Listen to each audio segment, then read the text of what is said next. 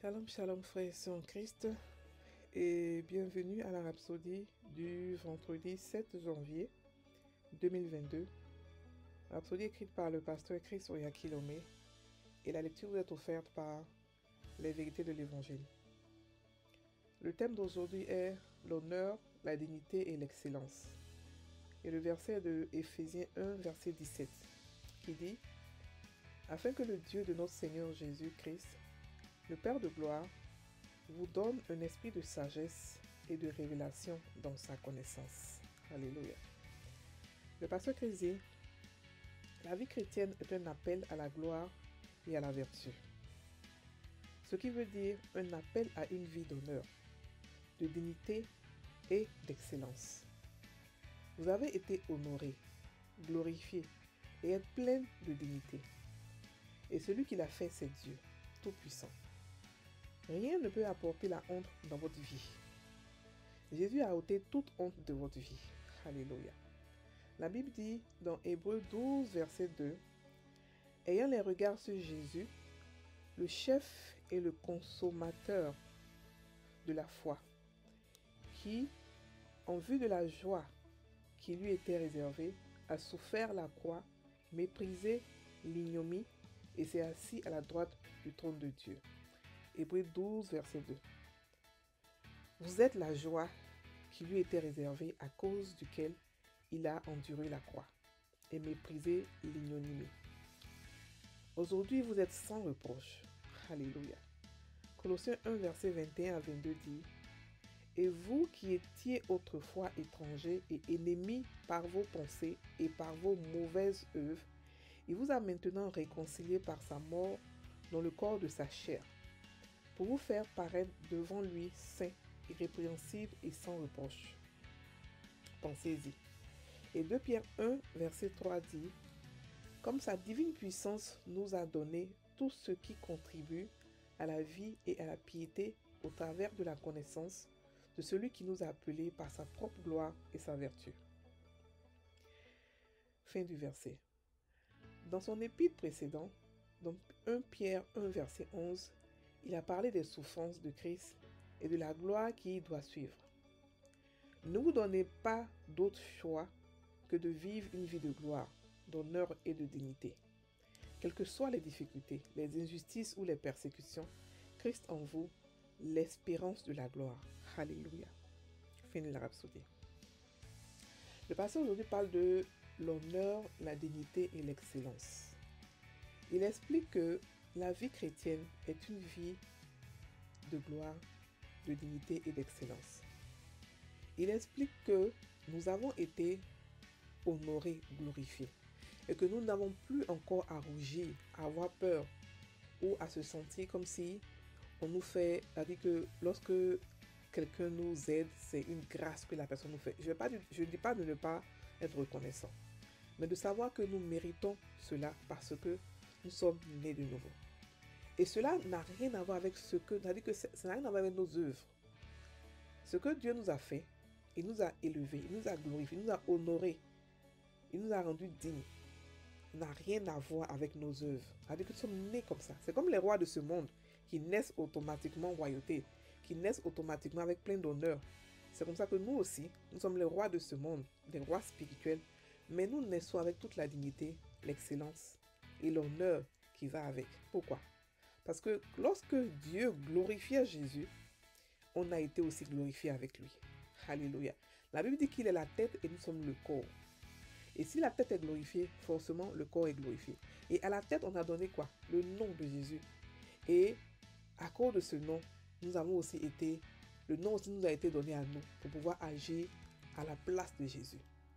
Donc vous n'avez pas à avoir peur des trucs quand les trucs vont arriver, ou les trucs vont se dire non, ça c'est trop bon pour nous, ça c'est non, ça c'est non.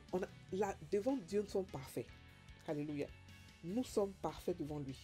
Il a souffert afin que nous n'ayons pas à souffrir, afin que nous n'ayons pas à avoir honte, mais que nous vivons une vie d'abondance.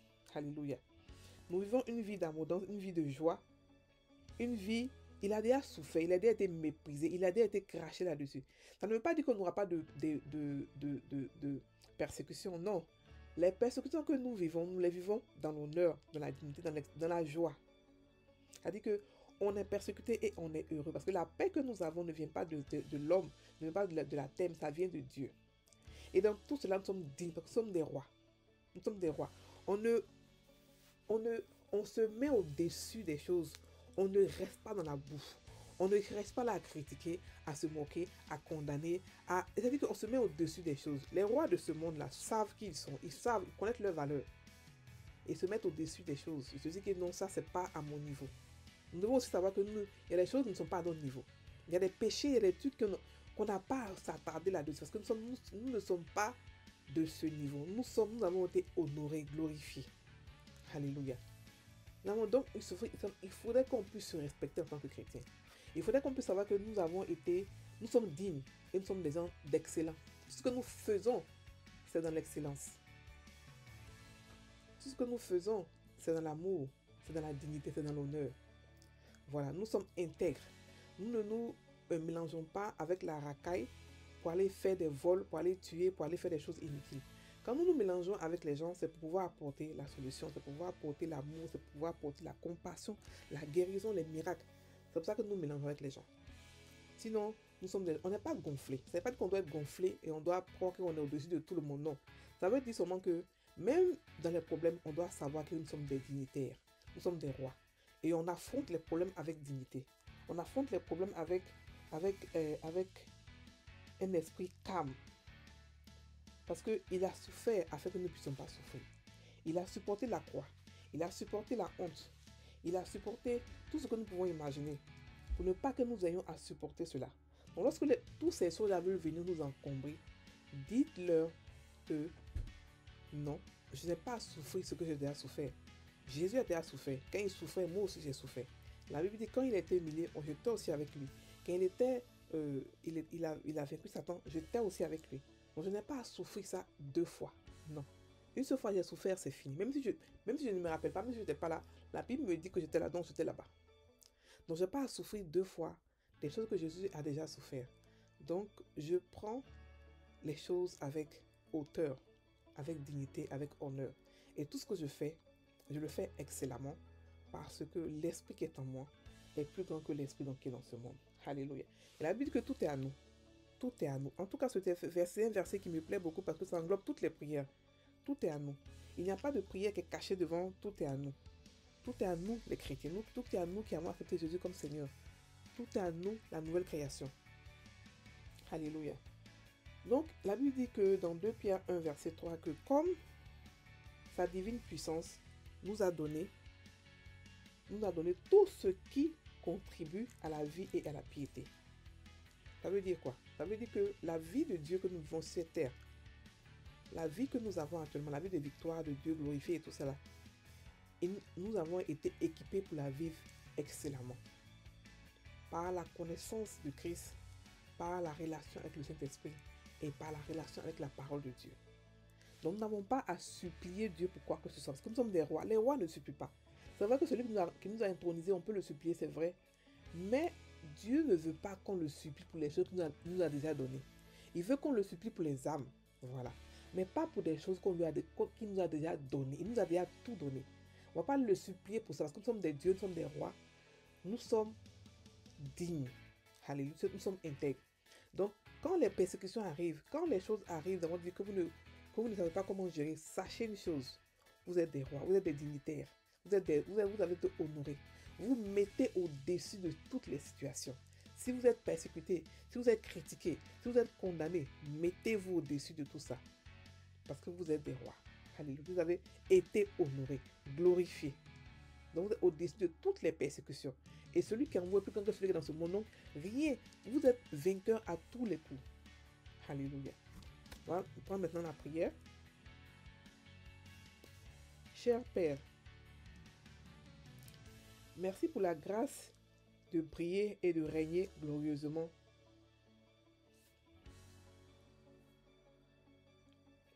Dans la vie et par la justice. Je fais connaître tes louanges et je manifeste ta gloire sur la terre.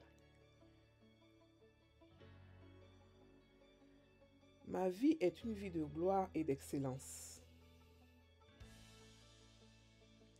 dépourvu de reproches, de mépris et d'aversion.